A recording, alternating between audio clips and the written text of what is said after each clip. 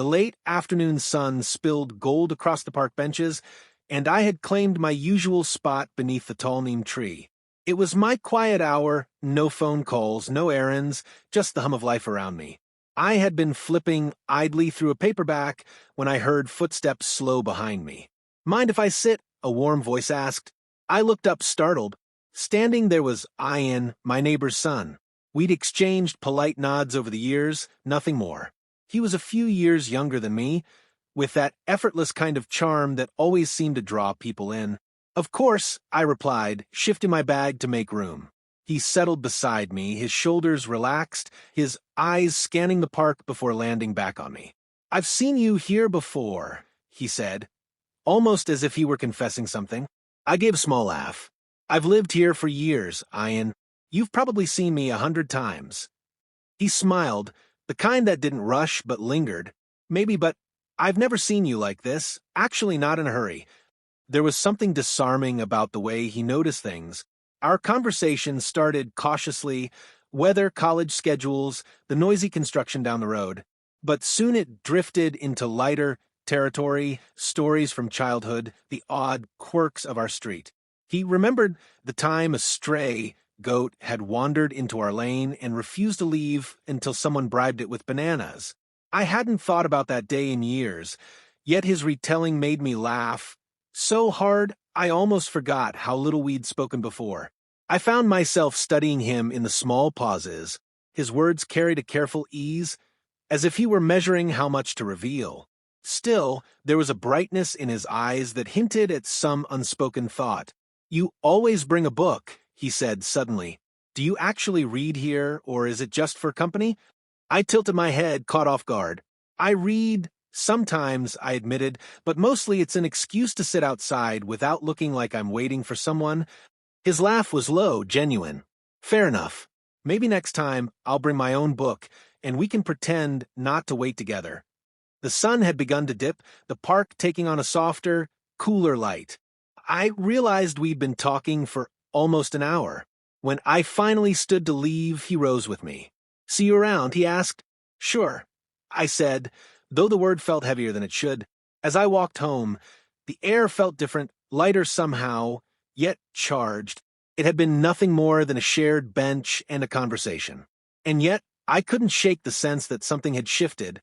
I didn't know it then, but that simple hour under the neem tree was the quiet opening to a story I wasn't prepared to live. After that day in the park, our paths began crossing with uncanny regularity.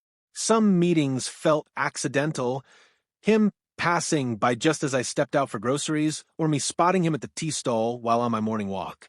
Others felt deliberate. He had an easy way of slipping into conversation, never forcing it, never overstaying. One afternoon, he appeared outside my gate holding a stack of books. "These were just collecting dust at my place," he said with a casual shrug. "Thought you might like them." The titles were uncannily aligned with my tastes, ones I had mentioned in passing the week before. I thanked him, aware of a warm pull in my chest that I wasn't sure I wanted to acknowledge. Over the next few weeks, he became part of my daily rhythm. If the light bulb in my porch flickered, he was there with a spare. When my bicycle chain jammed, he crouched beside it until it ran smoothly again. Each gesture was small, almost ordinary, yet threaded together. They wove something that felt personal, intimate, even. Still, there were moments that left me unsettled.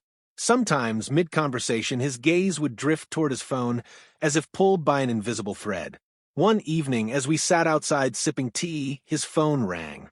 His expression shifted in a heartbeat, light-hearted to tense. "I'll be right back," he said, stepping away quickly. I didn't mean to listen, but the stillness of the night carried his words. "I'll explain later, she doesn't know yet." The phrase lodged itself in my mind like a thorn. She. Who was she? And what was it that I wasn't supposed to know? I tried to dismiss it. We were neighbors, friends, nothing more. But denying the truth to myself felt like trying to hold water in my hands. I was thinking about him more than I should, wondering if he was thinking about me too. One Saturday morning, he invited me to join him at the local farmer's market. We wandered through rows of stalls, the air heavy with the scent of ripe mangoes and fresh herbs. He bought me a small clay pendant from an artisan's booth. It reminded me of you, he said simply. I smiled, but beneath the warmth was a ripple of unease. That phone call still echoed in the background of my thoughts, like an unfinished sentence.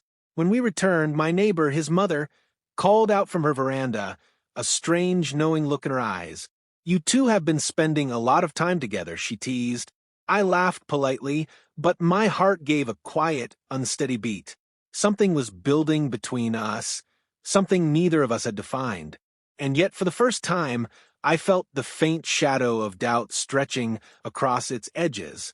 It was a Tuesday evening when the truth found me.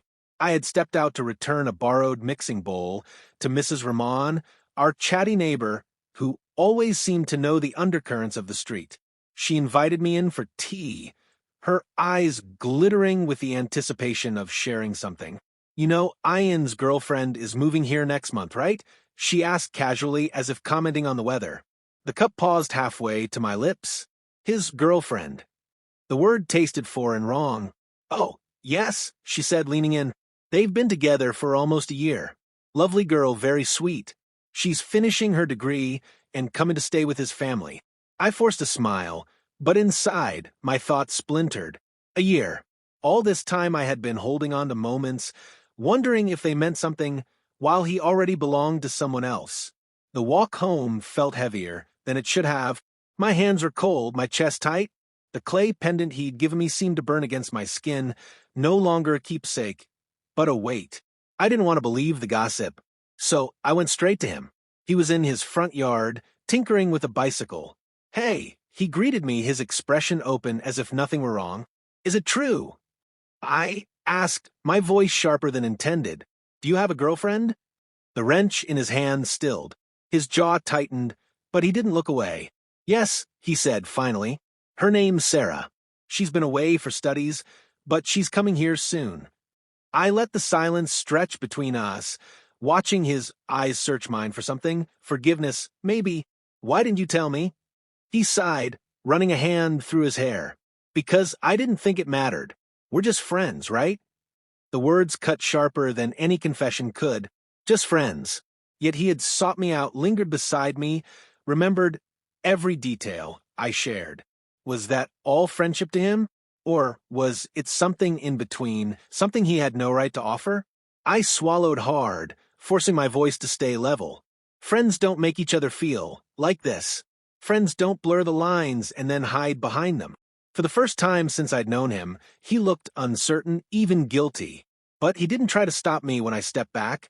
I turned away, my steps deliberate, my heart pounding. The evening air felt colder now, carrying the faint scent of rain. I knew, in that moment, that whatever had been building between us was over. But the ache of betrayal, not by what he'd done, but by what he'd let me believe, would take longer to leave. And though I didn't yet know it, this ending was only the beginning of what I'd have to learn about myself. The days after our confrontation passed in a quiet blur. I didn't seek him out, and he didn't knock on my door. When we crossed paths in the street at the market, our exchanges were reduced to polite nods. The ease between us was gone, replaced by an invisible wall neither of us dared to climb. I thought avoiding him would dull the ache, but it lingered not in sharp bursts, but in small, persistent waves. A cup of tea gone cold, because I was staring out the window. A smile caught halfway when I realized it came from a memory of him. One evening, while sorting through my things, I came across the clay pendant he had given me. I held it in my palm for a long moment. It was beautiful, but it no longer felt like mine to keep. The next morning, I placed it in a small paper bag and left it on his doorstep without a note. That act, simple as it was, felt like reclaiming a piece of myself. In the weeks that followed, I filled my days with things that belonged entirely to me: early walks along the river, pottery classes at the community center, quiet evenings with old friends. The emptiness began to fade, replaced by a different kind of presence, my own. Still, there were reminders. One afternoon, I saw him from a distance, walking with a young woman whose laughter carried in the breeze. She fit the picture Mrs. Ramon had painted, warm-eyed, graceful, completely unaware of the shadow her arrival had cast over my summer. For a brief moment, my chest tightened, but the feeling didn't last. Instead, I watched them pass, realizing that whatever I had felt for him was no longer tethered to hope or regret. It was simply part of my past. It struck me, then, that betrayal isn't always a grand act of deceit. Sometimes it's the quiet omission of truth, the careless way someone lets you believe in a story they were never telling. Months later, as the seasons shifted, I returned to the park under the neem tree. The bench was empty, the air filled with the same late afternoon light as the day he had first sat beside me. I opened my book, not as a prop this time, but to really read. A cool breeze stirred the pages, and I smiled, not because I was waiting for anyone, but because I wasn't. In the end, what I learned was simple. Not every connection is meant to become a love story, and not every kindness hides an invitation. Sometimes people pass through our lives to teach us where the boundaries should be drawn and how to walk away when they're crossed. The neem tree still stands, its shade as generous as ever. But now, the space beside me is mine alone.